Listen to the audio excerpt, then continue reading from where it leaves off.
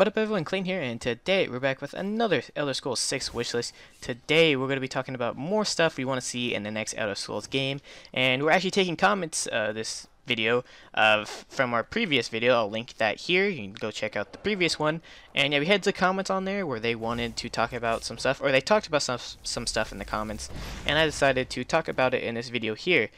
So yeah, let's go ahead and get started. And first off, we're going to go with Pierce Morgan Ultimango.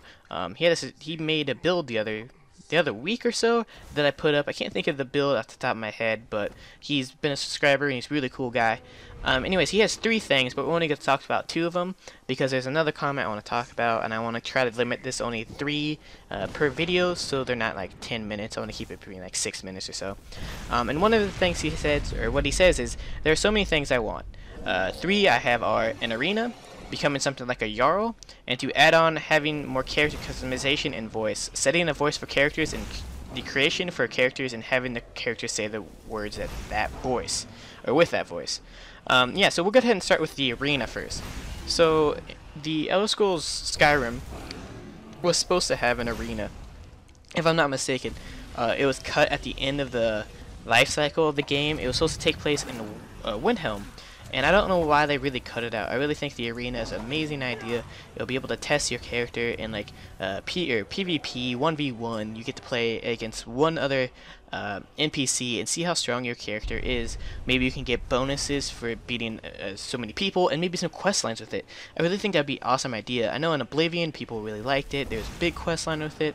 And I really think if they bring that back again, that would be amazing, because it's always nice to feel like you're a gladiator, and you know, you can go all Russell Crowe and a bunch of people. Yeah, so I think Arena, if they don't add it, I'll be really disappointed, and I think it's an amazing idea to have, just because I think it's the best way to test your character in a 1v1 situation. He also talks about becoming something like a Jarl. That's also an awesome idea, but we're going to skip that for the time being. We might come back to that in another episode, but there's another comment I want to talk about, so sorry about that. And right here he has talking about customize the character's voice. So right now in the Elder Scrolls Skyrim, each race has its own voice, and each sex of the species or the race has their own voice. So like a male Argonian has one voice, so anytime you make a male Argonian, it's going to be this one voice.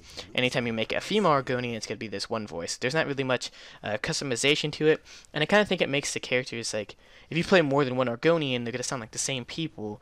You might want to switch it up, because you'll be like, oh, this guy's more gruff and tough, but you don't really get to choose that.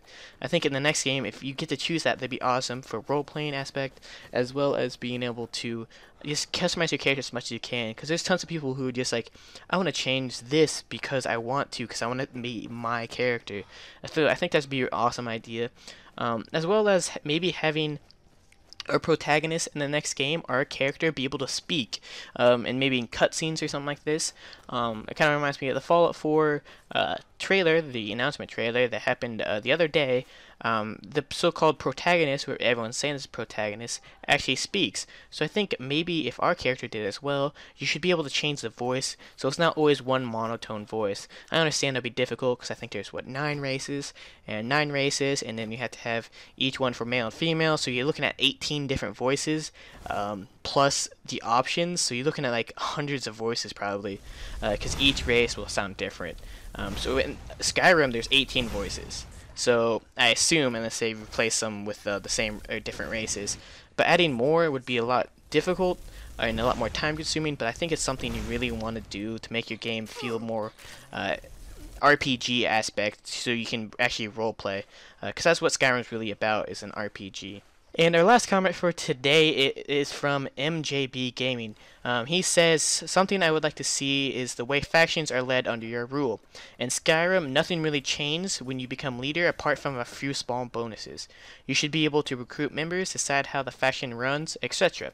For example, when you become a listener of Dark Brotherhood, you should be able to decide whether the group is more money grabbing and have higher prices for contracts, or make it more Sithis worshipping when more like a cult. Finally, there should be rival factions which have opposite ideas and beliefs of you that you can join either one, i.e., IG, same thing. Silverhand could be a joinable faction that fights against the companions.